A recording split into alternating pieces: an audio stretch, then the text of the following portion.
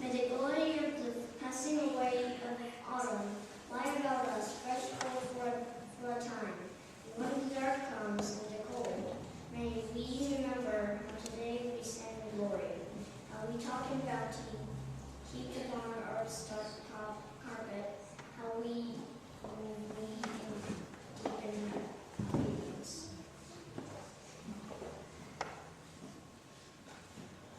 Listen up. So I guess next winter, we are thankful for its coming and for its passing. Let it be.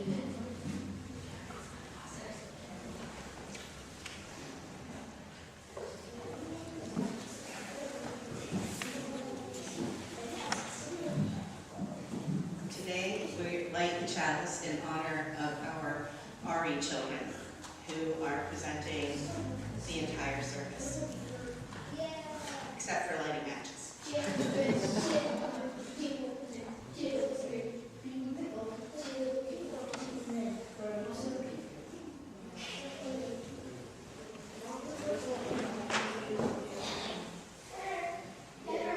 Opening hymn is number 103, For All the Saints.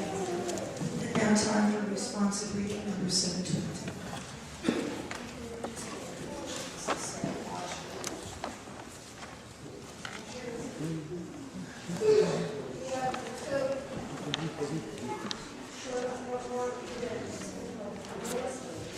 In the rising of the sun and its going down, we remember them.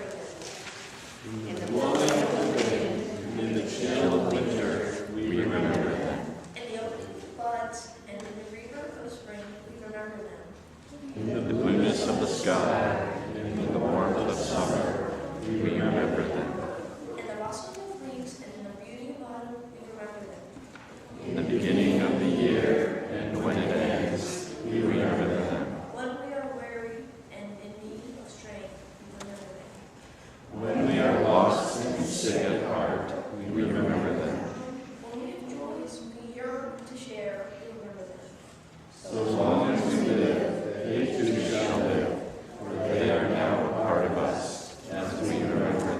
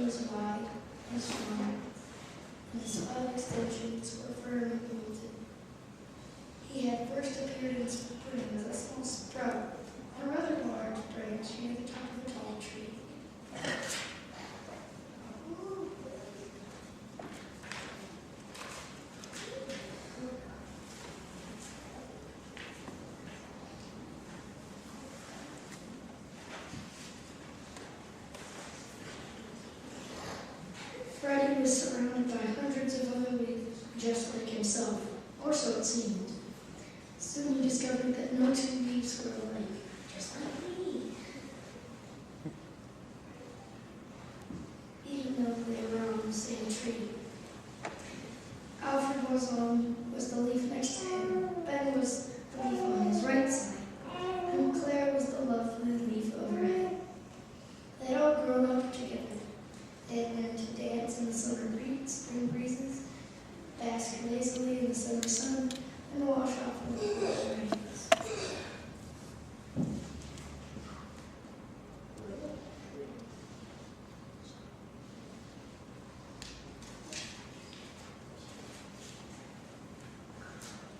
But it was Daniel who was Freddy's best friend. He was the largest leaf on the limb and seemed to have been there before anyone else. It appeared to Freddy that Daniel was also the wisest among them. It was Daniel who told them that they were a part of a tree. It was Daniel who explained that they were growing in a public park. It was Daniel who told them that the tree had strong roots which were hidden in the ground below. He explained about the birds who came to sit on their branch and sing morning songs. He explained about the sun, the moon, the stars, the seasons. Don't like that, just like that.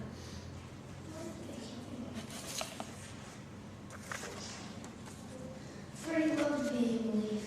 He loved his branch, his light leafy friends, his high place in the sky, the wind that jostled him about, the sun rays that warmed him, the moon that covered him with soft shadows. Summer had been especially nice. The long, hot days felt good, and the warm nights were peaceful and dreamy. There were many people in the park that summer. They often came and sat under Freddy's tree. Daniel told him that giving shade was a part of his purpose. What's a purpose? Freddy had asked. A reason for being, Daniel had answered. To make things more pleasant for others is a reason for being. To make shade for old people who come to escape the heat of their homes as a reason for being. To provide a cool place for children to come and play. To who come to eat on checkered tablecloths. These are all reasons for being. Freddy especially liked the old people. They sat so quietly on the cool grass and hardly ever moved. They talked in whispers of times of the past. The children was fun too, even though sometimes they tore holes in the bark of the tree or carved their names into it. Still, it was fun watching. It was fun to watch them move so fast and laugh so much. But Freddy's summer soon passed, vanished on an October night. He had never felt it so cold.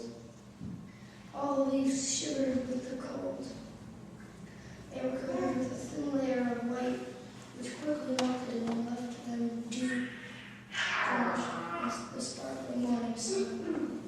Again, it was Daniel who explained that they had experienced their first frost, the sign that it was fall and that winter would be coming soon.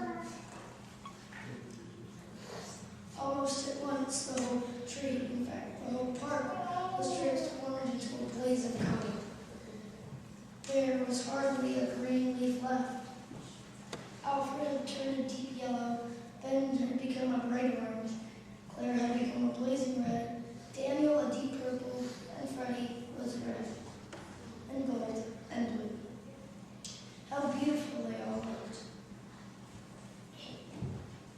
Freddy and his friends had made their tree a rainbow. Why did we turn different colors? Freddy asked. When we were on the same tree. Each of us is different. We all had different experiences. We have faced the sun differently. We cast shade differently. Why should we not have different colors?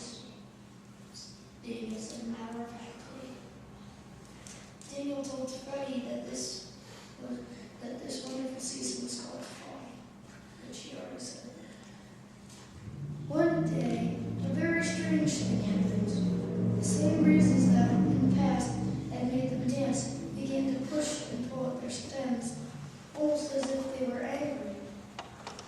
This caused some of the branch leaves to be torn from their branches and swept up into the wind, tossed about, and dropped softly to the ground. All the leaves became frightened. "What's happening?" they asked each other in whispers. "It's what happens in the fall," Daniel told them. "It's a time for leaves to change their home. Some people call it to die." To die. Die, everybody. "Will we all die?" Freddie asked. "Yes," Daniel answered. "Everything dies, no matter how big or small, how weak or strong. We first all do our job. We experience the sun and the moon, the wind and the rain. We learn to dance, to laugh, and then we die." "I won't die," said Freddie with determination. "Will you, Daniel?" "Yes," answered Daniel. "It is my time." "When is that?" asked Freddie. "No one knows for sure," Daniel responded. Freddie noticed that all the other leaves began to fall. He thought that must be their time. He saw that some of the leaves lashed back at the wind before they fell. Others simply let go and dropped quietly. Soon the tree was almost bare. "I'm too afraid to die," Freddie told Daniel. "I don't know what's down there." "We all fear what we don't know, Freddie.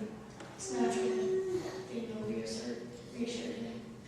"Yet you were not afraid when spring came before summer. You were not afraid when summer became before fall. They were natural changes. Why should you be afraid of the season of death? Everyone will die." "Does the tree die too?" Freddie asked. "Someday. But there is something stronger than the tree.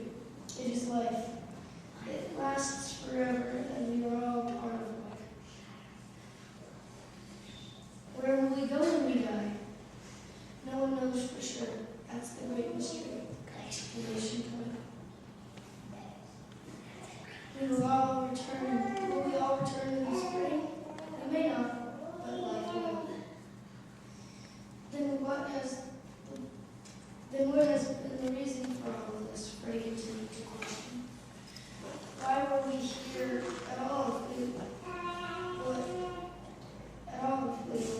we have to fall and die?" "Because you just need to." Daniel answered in his matter-of-fact way. "It's been about the sun and the moon. It's been about happy times together." That's way too loud. "It's been about the shade of the old people and the children. Meh. It's been about the colors in fall. It's been about the seasons. Isn't that enough?" That afternoon, the golden haired dusk, Daniel let go. He felt effortlessly. He seemed to smile peacefully as he fell. "Goodbye for now, Freddie," he said.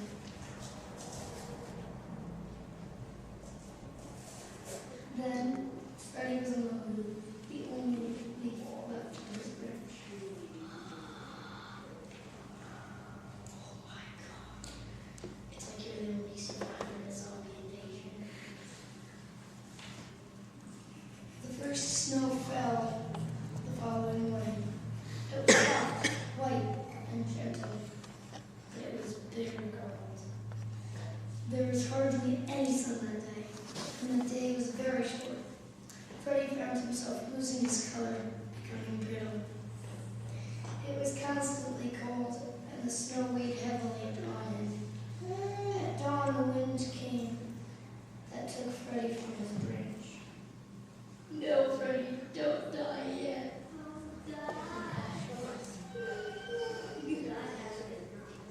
It didn't hurt at all. He felt himself float quietly, gently and softly downward. As he fell, he saw the whole tree for the first time. How strong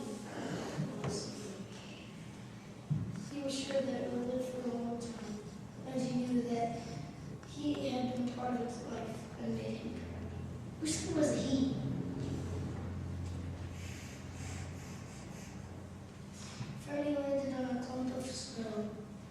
It somehow felt soft and even warm. In this new position, he was more comfortable than he had ever been. He closed his eyes and fell asleep. He did not know that spring would follow winter and that the snow would melt into water. More frogs. He did not know that what appeared to be his useless dried self would join with the water and serve to make the tree stronger. Most of all, he did not know that there, asleep in the tree and the ground, were already plants for new leaves in spring.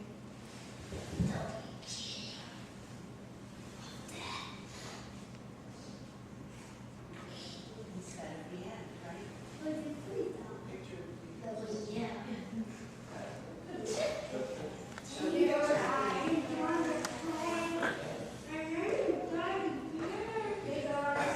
No, we've got some, instead of going right downstairs, the youngest group has some Halloween songs and finger plays with Miss Jen to share with us.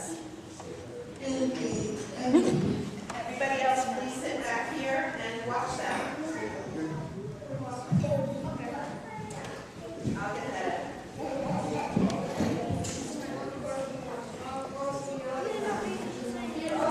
Hi, Cameron.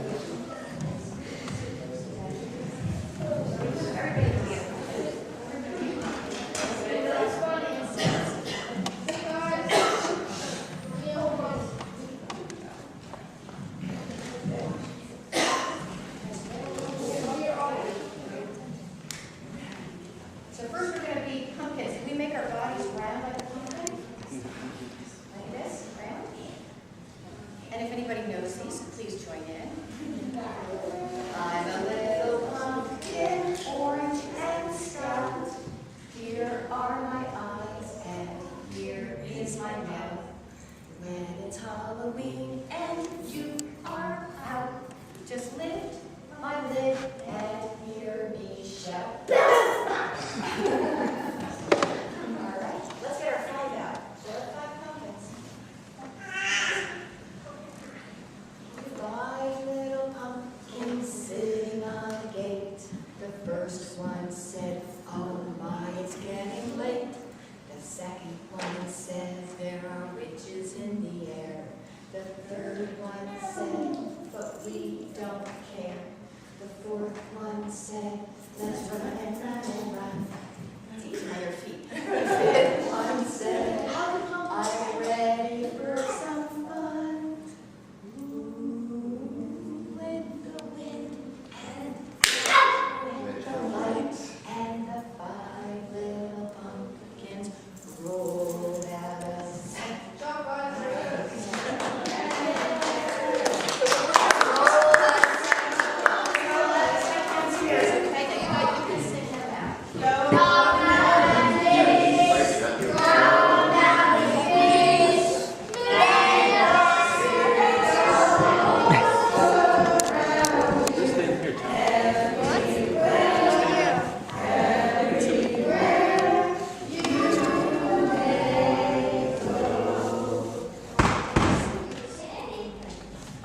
Before the kids do their presentation, make sure I'm not forgetting something too. I just want to say that it was awesome last week working with them to come up with the parts of the service and organize around what they wanted to do today. They picked out almost everything. Josh and I helped a little bit with the songs because we didn't really have time to wade through every single song in the songbook to fit 92 that were appropriate. So we kind of steered those, but they picked among some of the readings for the responsive reading, they picked the beginning words. And they were fairly clear about what parts they wanted to do. And it was really, really nice to see. I'm very proud of all of them, even though they become very silly when they're all together. I think you're great.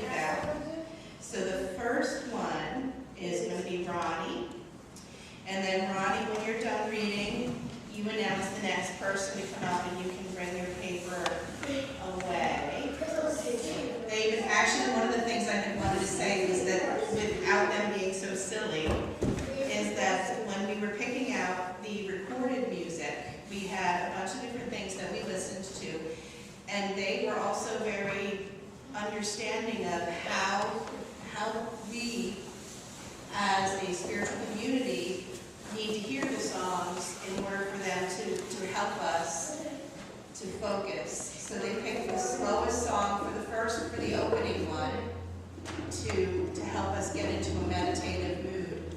The next one was a little bit louder, and the last one will be more of a movement number.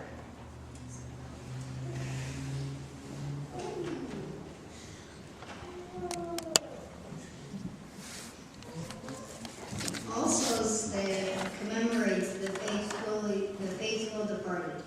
In Western Christianity, this day is observed principally in the Catholic Church, although some churches, as the Anglican Communion and the Old Catholic churches, also celebrate.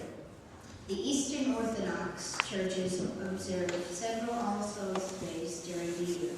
The Roman Catholic celebration is associated with the doctrine that the souls of the faithful who had not been cleansed from temporal punishment due to venial sins and from attachment to mortal sins cannot immediately attain the beatific vision in heaven, and that they may be helped to do so by prayer and by the sacrifice of the Mass. In other words, when they die, they had not yet attained full sanctification and moral perfection, a requirement for entrance to heaven. The sanctification is carried out posthumously in purgatory.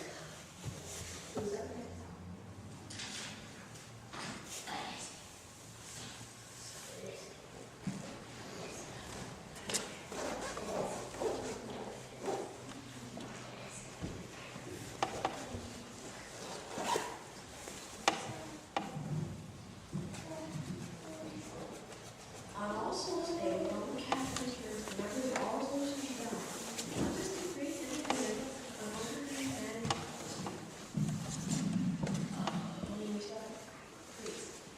On All Souls Day, the Roman Catholic Church remembers all those who died, not just the great and the good, but ordinary man in the street, families visit graves with bunches of flowers, and in the church, the names of the dead may be read out on the crest. In some parts of the country, All Souls Day ends with plain Rosa Talks. According to the tradition, a pilgrim returning from a holy land took refuge on a rocky island during a storm. There he met a hermit who told him that among the cliff was an opening to infernal religions through which the flame ascended, and where the groans of the tormented were distinctly audible. Pilgrims told of the abbot of Cluny, appointed the following day to November 1998 to be set apart. I read that. Okay. To be set apart for all the days who have existed from the beginning of the world to the end of time. They purpose followed all the saints' day in order to shift the focus from those in heaven to those in purgatory.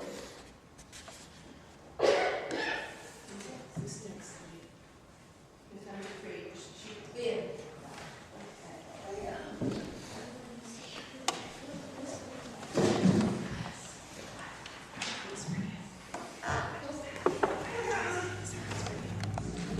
Day of the Dead is a Mexican holiday that is celebrated on October 31st, November 2nd of each year. In Spanish, this holiday is called Dia de los Muertos. On the Day of the Dead, the boundaries between life and death blur.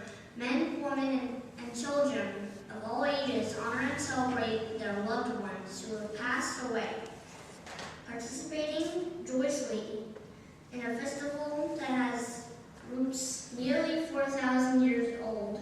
The Day of the Dead is a time of celebration. Although losing someone is sad, Dia de Muertos provides people with an opportunity to rejoice in the happy memories of their loved ones. People celebrate this day by going to ceremonies, cleaning and decorating graves, building private altars containing favorite foods and beverages, as well as photos and memorial of the departed. Altars also frequently include orange Mexican marigolds, sometimes called the flower of the dead. These flowers are thought to attract souls of the dead to the offerings. Families will also offer trinkets or the deceased's favorite candies on the grave. Celebrations can also take a humorous tone, as celebrants remember funny events about the departed. In some parts of Mexico, people spend all night beside the graves of their relatives, and in many places, people have picnics at this grave site as well. The Day of the Dead provides the positive information of the cycle of life and death, allowing people to reconnect with the spirits of their loved ones on the other side. The next one is Lily.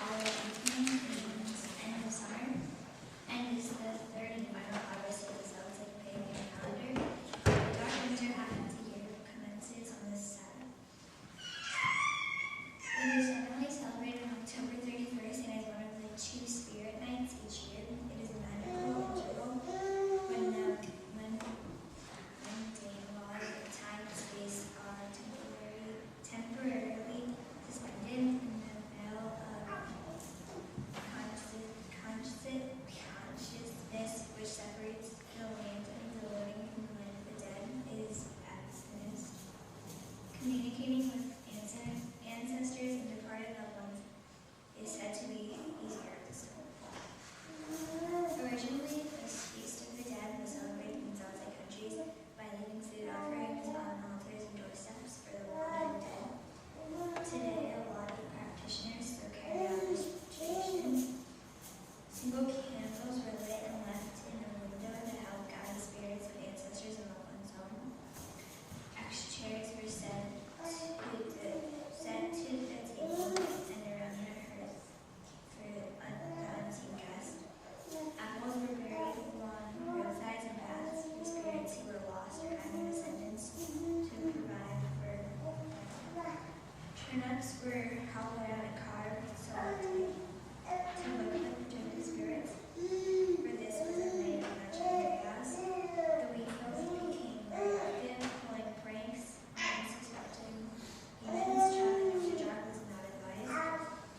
People dressed in white like ghosts were disguised as made of straw or just as the opposite gender and were full of nature spirits. Also in the agriculture communities, this was the time to bring out livestock from the hills and pull those animals that went out to the pastures. Many crops still in the field were left for the spirits. The pagan Samhain has arisen a town to refer in the oneness of all spirits and affirm the illusion of physical death is not the final existence.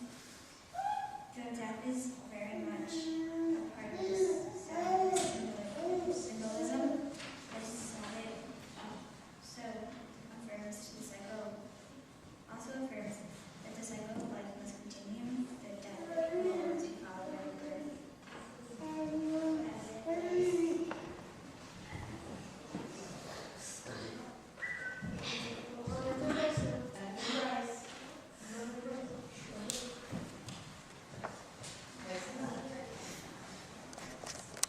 The symbols of Samhain are the symbols of Halloween.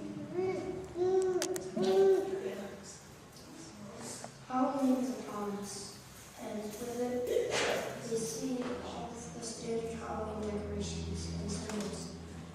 Did you ever wonder where these symbols come from? When did Halloween actually start? Why does it mean we have to buy candy or dress up in costumes? All Halloween's questions are about to be answered. Corn husks and stalks of wheat. The sign. What's the sign? Significance of corn husks and stalks of wheat is pretty straightforward. The Halloween comes in autumn. The traditional festival of show is celebrated the end of Samhain. Celebrated the end of summer and the end of the harvest. So these are meant to represent the end of harvest and the beginning of winter. All in all, it is the one Halloween symbol that most clearly represents the practical view of this controversial holiday. End of summer harvest. End of summer equals harvest equals wheat and food to go around to get ready for winter holiday. Pets. A common practice among our ancestors at the time of summer and sun was to build large, brilliant bonfires. These fires would blaze at night for many reasons, but anyone who lit their own campfire knows light attracts all manner of insects. In turn, natural predators will also come to the flame looking for an easy insect meal. And so bats were a common sight at Halloween time festivities.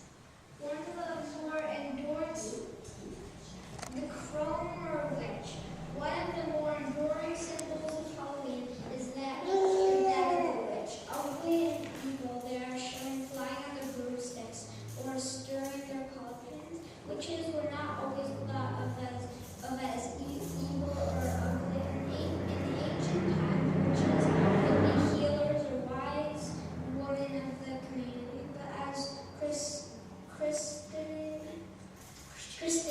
Christianity spread, they were often condemned because their power supposedly came from somewhere other than God.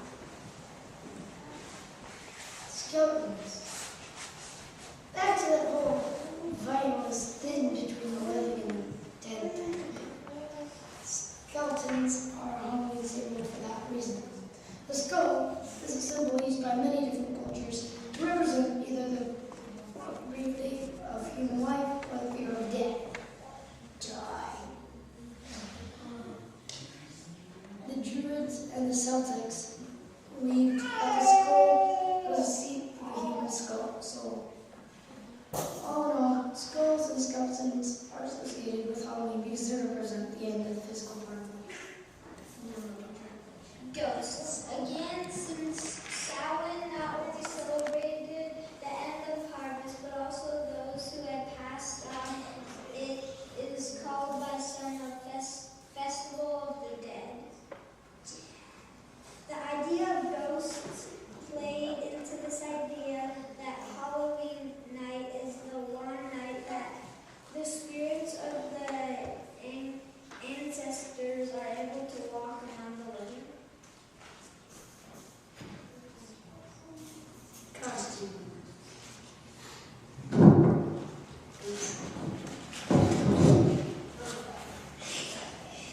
In Celtic times, celebrators of Samhain would wear costumes in order to trick the roaming spirits of the dead.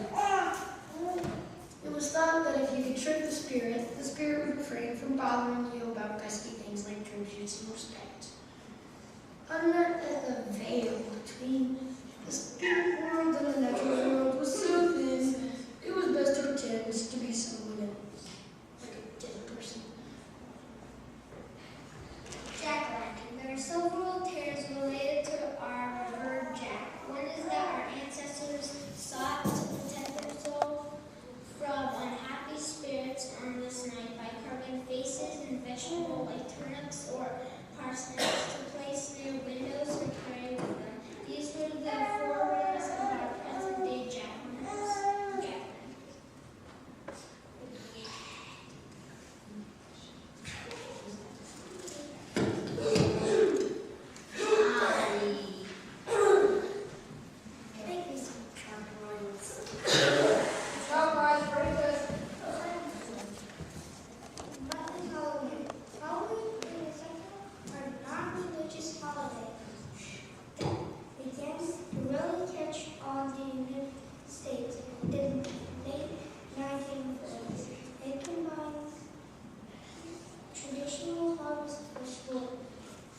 decorations with costumes and more specific to the occasion, such as costume wearing, trick-or-treat, playing parades, and spooky stuff and all. The theme is on October 31st. Halloween is usually celebrated among family and friends. However, some venues hold large community events, parties, and other events may be planned on October 31st or a weekend or right after this date. Adults may celebrate by watching horror films, holding costume parties, or creating haunted houses.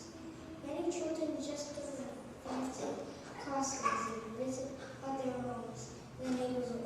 At each house, a man sweet snacks or small gift. Say, is it supposed to be a gift here? Yes. Or a small gift, saying trick or treat. The commercial Halloween started in 1900s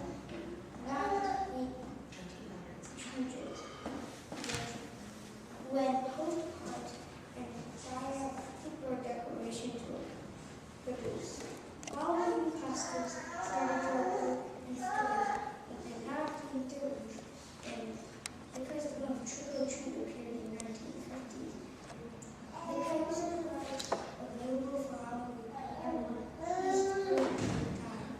Now Halloween is very full of fun. Manufacturers of costumes, yard decorations, and candy.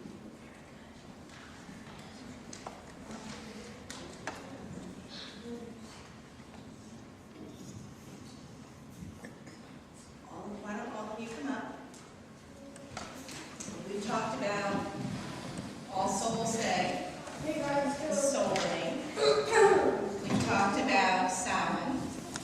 We've talked about symbols of all of those days. And we've talked about the fact that Halloween has become a very